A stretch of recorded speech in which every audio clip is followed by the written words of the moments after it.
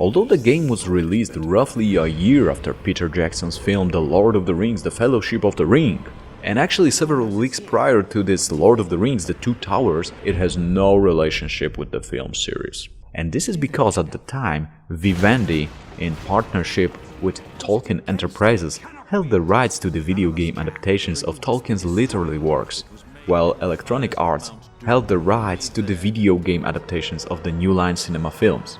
And EA decided not to publish a game based on Jackson's Fellowship film. Although they did incorporate some of the plot and footage into their 2002 Two Towers game, which was released a few weeks after Vivendi's Fellowship game, which by the way was released just a few weeks after Vivendi's Fellowship game. And in this video I will explain what actually happens in the story of this game. The Fellowship of the Ring, released by Vivendi, begins with an intro explaining that in the shadows of Mordor, the Dark Lord Sauron forged the one ring that can save all elves, Drows, and men of the Middle-earth. The free people of Middle-earth overthrew Sauron, but lost the ring, and now the enemy has returned and seeks for his ring. So someone must find it and destroy it, but the one that will carry the ring must avoid being corrupted by its power. Well, turns out the ring is actually in Shire, hidden by Gandalf. He meets with his friend Frodo and explains to him the significance and history of this ring. Elves, dwarves, and men created power rings to rule their land, but Sauron created the one to rule all the others. After the battle, he lost it, and it was found by Gollum.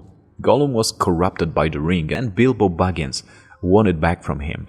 Now the ring belongs to Frodo, but the Lord of the Rings returned, and he is looking to get his ring back. Frodo suggests it should be destroyed, and Gandalf explains only the fires that created it are powerful enough to do so. The fires of Mount Doom, deep in Mordor. As Gandalf cannot take the ring himself, for fear it would corrupt him, Frodo volunteers to do so. Also, two other hobbits volunteer to join Frodo, and Gandalf agrees, telling them they must head to Rivendell and speak to the Elrond.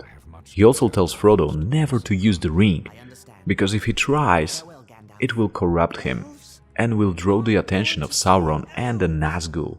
Frodo decides to wait for his birthday before he leaves for the quest. Meanwhile, he does some favors for his fellows in Shire, mainly simple jobs like fixing and finding stuff. And he also sells his home, the Big End, to Lobelia.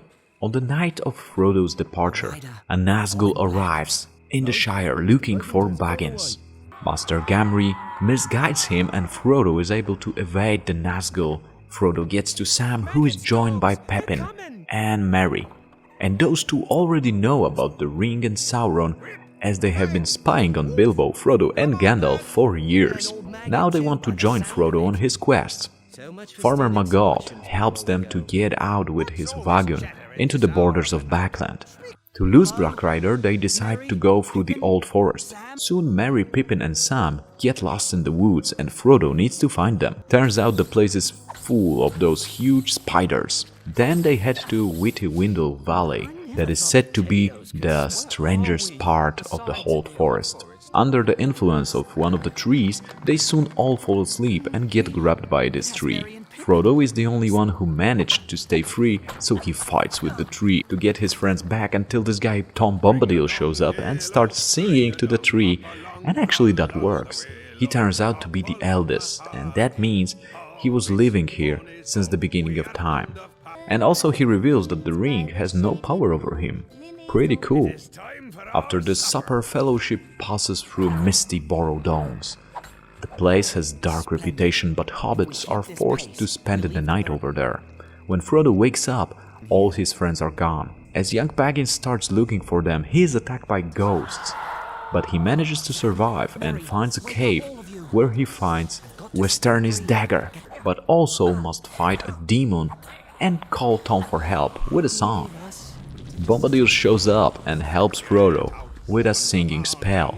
Turns out the cave had some weapons stored inside, so hobbits equip themselves with blades.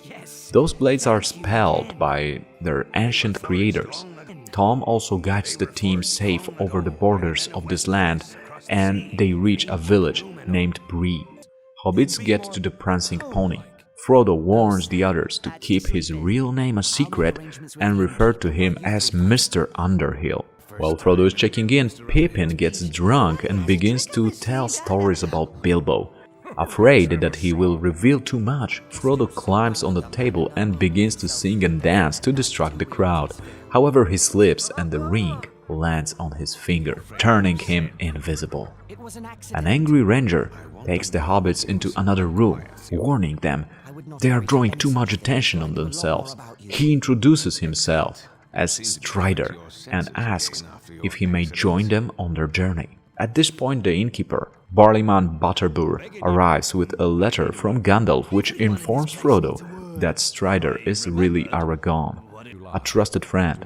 The place becomes unfriendly because after Pippin Baggins, many thieves try to rob hobbits, but Aragorn protects them. Attracted by Frodo's accidental use of the ring, the Nazgul came to Bree, but Aragorn successfully hides hobbits. They leave Bree and travel to the troll-haunted wilderness beyond.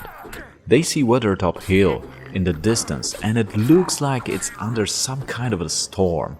Aragorn leads them to the place, fighting some enemies on the way, and soon they reach the Weathertop Hill. In the tower ruins they find some runes on the stones that look like marks made by Gandalf. All of a sudden a huge beast shows up and attacks, but Aragorn bravely fights it and again protects the rest. Meanwhile, Frodo spots Dark Riders heading for their camp, where Merry and Pippin stayed. Aragorn, Frodo and Sam get back to the camp and Frodo again uses the ring to save his friend's life, but he gets wounded in the battle. Aragorn fights Dark Riders to protect Frodo and manages to defeat them. Soon they meet Glorfindel from the House of Rivendell. Turns out elves were informed about Frodo's quest and they sent some of their riders to protect them. Glorfindel takes Frodo to Rivendell. They are being chased, but Elrond, the Lord of Rivendell, commands the waters of the river to sweep enemies away. Frodo gets healed. Turns out Gandalf is also here. He explains that he couldn't help them earlier as he was captivated by the treachery of Saruman the White. And he also adds that Aragorn is not just a rider, but the last surviving descendant of Isildur and rightful heir to the throne of Gondor. Elrond gathers a council of the leaders of three peoples of Middle-earth. They decide that the ring must be carried deep into Mordor and destroyed in the fires of Mount Doom. They form a small team out of the leaders and decide to perform a stealth mission to sneak into Mordor. But Frodo is the only one who seems to be able to carry the ring without being corrupted by its power. Legolas also informs about the Gollum, a creature that told the Dark Lord about Bilbo Baggins taking the ring. Gollum was prisoned by the Wood Elves, but he escaped, and now he is also seeking the ring. Meanwhile, Arwen renews Aragorn's broken sword, and it is revealed that those two are in love. Before the team leaves for the quest, Frodo meets Bilbo, who now lives in Rivendell. He gives him blood of an elven prince and Mithil's shield from the dragon's treasure. Fellowship travels to the ancient land of Hollin. On the way, they are forced to quit the road through the mountain Karathars because of the raging snowstorm sent by the Dark Lord. Gandalf convinces others to go through the mines of Moria. He leads the way to the gates, and then he uses his sorcery to open the door while the rest fights the monster that came out of the nearby lake. Moria is vast and deep, and it will take few days for them to find a passage through. The place is full of orcs trying to fight them while they look for the way through the labyrinth. Legolas feels like they are being followed by something. It turns out it's Gollum, but no time to worry about him right now as the team gets attacked by more and more enemies. They fight bravely and finally get close to the exit. They are approached by Durin's Bane, creature so powerful even orcs are afraid of it. Gandalf orders the rest to go across the bridge while he stays and fights Balrog.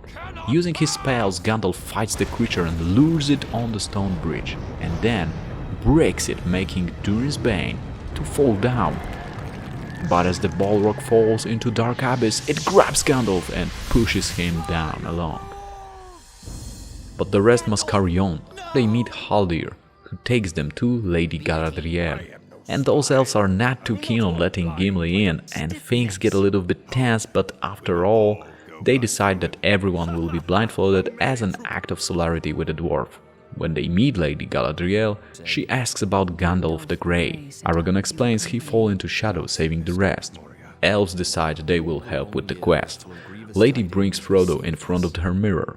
Looking into it, Frodo sees a land in shadows and an old man walking towards him. He thinks it might be Saruman. He also sees the tall ship from west approaching a white fortress with 7 towers and another ship with black sails and an emblem of a white tree, great battle, and an eye ringed with fire. Galadriel explains to Frodo that the enemy can't hear him on this land, and it is protected by Nenya, the Ring of Adamant. A ring that Sauron cannot rule unless he fails, and Sauron will get the ring that rules them all. Yet if he succeeds, her power will diminish and Lothlórien will fail, but she rather cast it away than submit to Sauron. Frodo tells her he might just give her the ring, but she has a vision of what would happen if she possessed it and decides to diminish and go into the west. The next day, Fellowship continues the journey towards Mordor. Boromir tries to convince Frodo to take the ring to Gondor to use it as a weapon against Sauron, but Frodo refuses, explaining that everything the ring does turns into evil. As they travel on the river, a Nazgul riding a fell beast seizes Sam. The party chases Nazgul to the hill of Amon Hen, battling enemies on the way. When they reach the top, Aragorn wants Frodo to use a chance to progress further, but he refuses. Aragorn, along with Legolas, slay the creature and rescue Sam.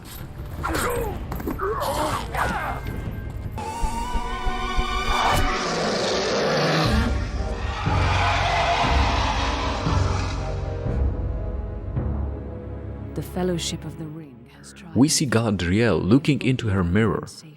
Although the Fellowship has succeeded in getting Frodo close to Mordor, she sees him and Sam alone in the future with Gollum following closely behind them. And that's how the game ends.